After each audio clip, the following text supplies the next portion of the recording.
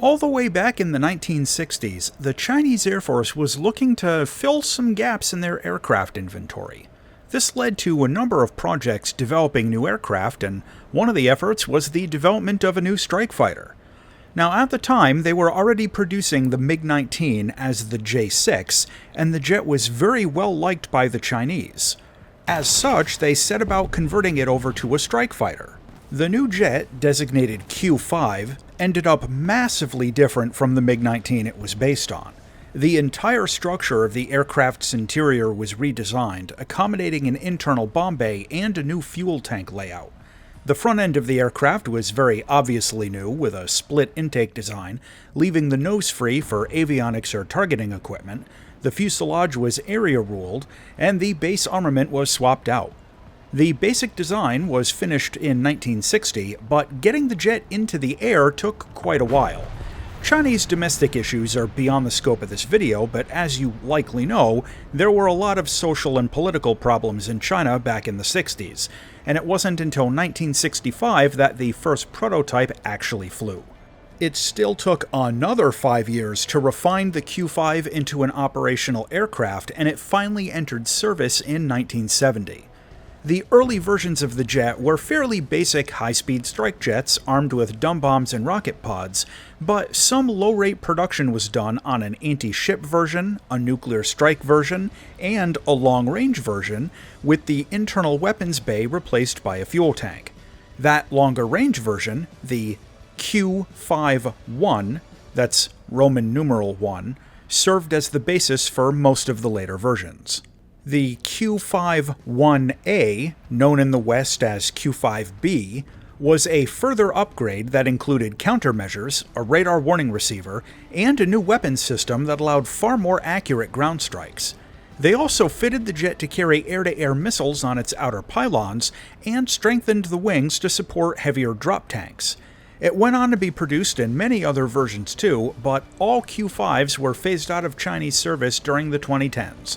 A small number still fly for smaller air forces. What we get in War Thunder is the Q-5A.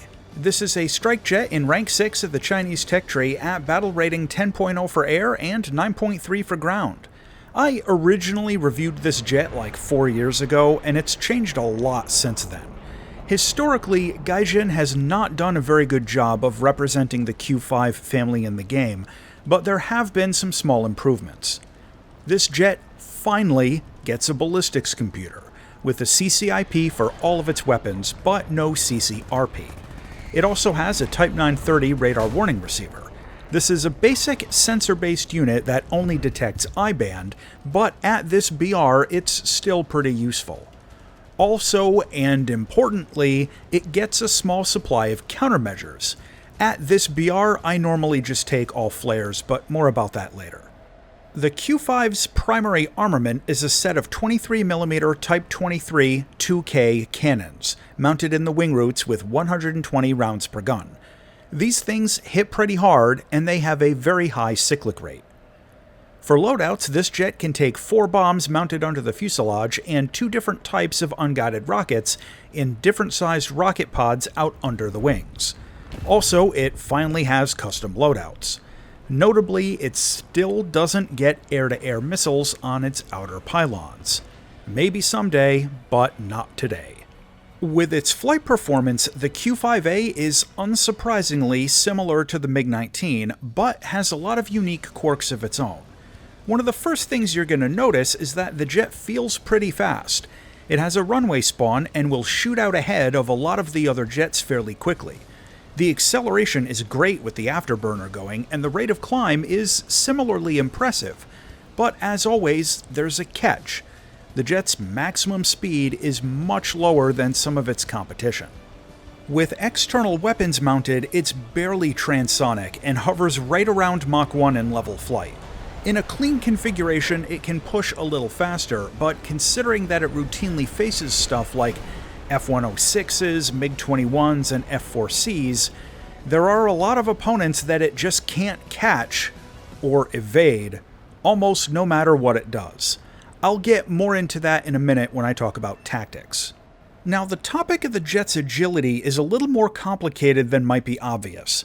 The real key is carefully managing the jet's airspeed with judicious application of the air brake and afterburner. Closer to transonic speeds, the controls lock up and you won't get much turn response, but a side effect of that is fairly good energy retention in high-speed maneuvers. Now, at lower speeds, like under 300 kilometers an hour, the controls similarly go a bit unresponsive, so you have to be careful of that too. The real secret is to keep this jet's airspeed right in the sweet spot between 700 and 800 kilometers an hour. You can see in some of the footage that when I turn in on someone at high speeds, use the air brake and start to slow down, the turn rate opens up big time right as I dip below 800 kilometers an hour. If you can keep the Q-5A right in that 700 to 800 range, it will be very competitive in a dogfight. And if your air combat maneuvering is on point, you can win most 1v1s in this bracket. Flying this thing out in air battles presents some challenges. First, as I mentioned, the maximum speed ends up being a little bit lower than most of the other jets in its bracket. This means that while you might shoot out ahead at the start of a match, a lot of other planes can beat you to the strategic bombing targets if they want to, or they just get an air spawn. So your ability to reliably ground pound with this thing might be at the mercy of your teammates. Still, the load of 4 incendiary bombs can take out a base, and its rocket pods are still useful for AI ground units, but just know your limitations when it comes to ground attack in an air battle. In air combat, the speed issue also comes into play. Now, I want to say up front that I've always had a very hard time getting high-scoring matches in the Q5 for a combination of a few factors. First is that a lot of opponents just run away from me.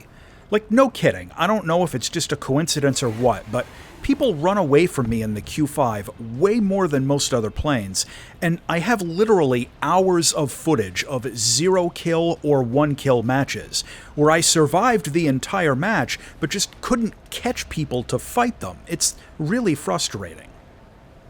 The other issue is the lack of missiles.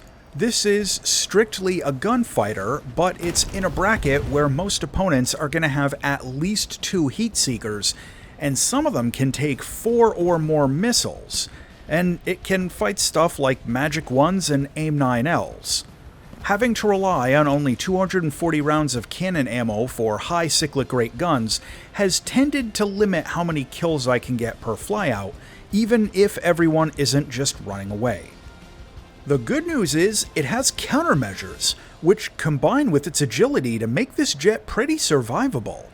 At this BR, the radar missiles you face are all easy to dodge, so just go with the full load of flares and try to save them for R60s, Magic 1s, or AIM-9Ls. Now, in close air support, this jet is pretty effective thanks to its CCIP, but the light overall weapon load can, again, be a limiting factor. I rarely get more than 2 kills per flyout with this thing, so yeah, it's great at close air support, but just get comfortable flying home to rearm. Visually, the Q-5A is a pretty slick looking jet, and the white paint job you get for it is excellent. The afterburner graphics are better than they used to be, but could still use another touch-up, and there's a cool camo skin on the marketplace that I don't have, but overall this plane is nice to have up on the screen, and I give it high marks for the appearance. Landing the Q5 is actually pretty easy. It can drop its gear at over 550 kilometers an hour and flaps at about 450, which are pretty high speeds for a jet like this, and it gets a drag chute to help shorten the landing run. Overall, it's easy to land, which is a good thing since it runs out of ammo so fast. The cockpit gives excellent visibility, and most of the instruments are in good spots, but the forward canopy bracing can kind of get in the way in dogfights. Plus, it's a Shakemaster 9000 plane, and the vibrations get pretty intense at higher speeds. Overall, though, I have a good time with the Q5 using the VR headset. To close out on the Q5A, this jet has great overall flight performance. It gets a ballistics computer, it can take flares, and it's a good dogfighter. However, its top speed is a little low, it doesn't get any missiles, and it has a light overall weapon and ammo count. The final verdict on the Q-5A is that this is a good jet if you want a Chinese strike fighter that's also decent in a dogfight, but its light weapon and ammo count, along with its low top speed, can limit its maximum scoring potential per flyout. Still, on its own, it's pretty good. As always, thanks for watching, and if you enjoyed this video, check out this next one.